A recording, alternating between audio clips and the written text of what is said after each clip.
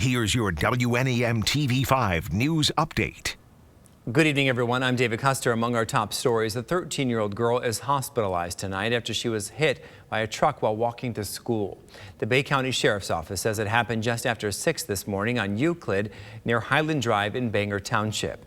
A 2014 Dodge Ram truck driven by a Bay County man was traveling south in the right lane and struck a 13-year-old walking in the road. The sheriff's office said she was wearing dark clothing and the road has no street lights, making it difficult to see her. The driver told investigators he couldn't avoid hitting her. The girl was taken to Covenant Hospital in Saginaw with broken ribs and is being evaluated. The truck driver was not cited. More local news now. The Genesee County Health Department hosting a number of COVID clinics in Flint for children ages 5 to 11. The first is tomorrow at Our Lady of Guadalupe on Coldwater Road from noon to 2. The second is at Central Church of the Nazarene on West Bristol from 10 to noon. And the third is at Shiloh Missionary Baptist on Saginaw Street, and it runs from 3 to 6. And tonight the state is reporting more than 8,900 new cases of COVID and 47 deaths since data was last reported on Friday. Now that brings the state's overall totals to more than 1.16 million cases, and the death toll rises to 22,521. And now here's Brian with your forecast. Thanks very much, David. We, of course, have been on a great run of weather over the last few days here in mid-Michigan. Weekend was gorgeous with plenty of sunshine both days. High temperatures getting well above average, closer to, if not exceeding, the 60-degree mark. And, of course, we blew all of that out of the water today with another round of highs well into the 60s on our Monday. Now the changes start, and it's going to be a more typical November week in terms of the ups and downs that we're going to experience. As for tonight on the Sky Tracker, we still have high pressure, that very same system that's been in control of our weather ever since really the beginning of last week. Still sitting over the mid-Atlantic states tonight, now pumping all of that unseasonably warm air in across the area. We're going to see that change tonight as a cold front now draped across Lake Michigan slowly drifts over the state. And there's going to be times tomorrow where this front is basically going to stall out right overhead. That's going to first push some of these clouds that you see over Wisconsin and the UP in across the area gradually tonight and into the start of our Tuesday.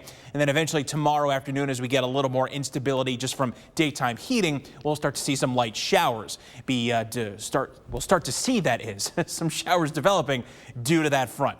Hour by hour forecast going from the 8 o'clock hour to midnight on our Monday evening. Just a gradual increase in those clouds starting to come in from the west. Heading into the overnight period, more clouds will pile in, but at the same time as we approach daybreak, some areas of patchy fog will mix in with some of the cloud coverage that you see here. So on your way out the door on Tuesday morning, plan on giving yourself a little bit of extra time to reach your destination in case you encounter some areas of reduced visibility. Then from there, we start to head toward midday.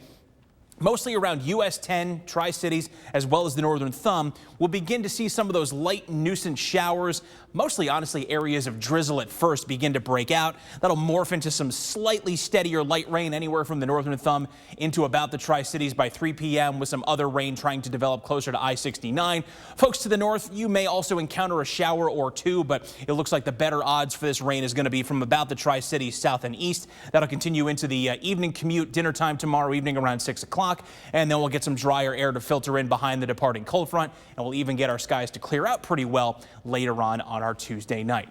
For tonight, it's the opposite. Clouds increase, patchy fog develops overnight with a light and variable wind, low temp around 44. We go back to 55 for tomorrow, so cooler than today, but still a little bit above average for early November. Mostly cloudy skies and a few light showers developing predominantly during the afternoon. And then here's where the changes just keep on coming. We go to 53 on Wednesday, clouds increasing but staying dry. Veterans Day soggier with rain developing in the afternoon, but a high back to about 60. Then the temperatures crash Friday through the upcoming weekend and even into Monday. We see highs in the 40s, lows in the 30s. Some steadier rain and snow set to develop later on Friday, carrying on as rain and snow showers on the backside of a slow-moving system Saturday and Sunday. And then another system trailing that into Monday leads to another chance of rain and snow showers to kick off the start of next week. Remember to tune into WNEM TV5 on air and online 24/7 for the latest news, weather, and information.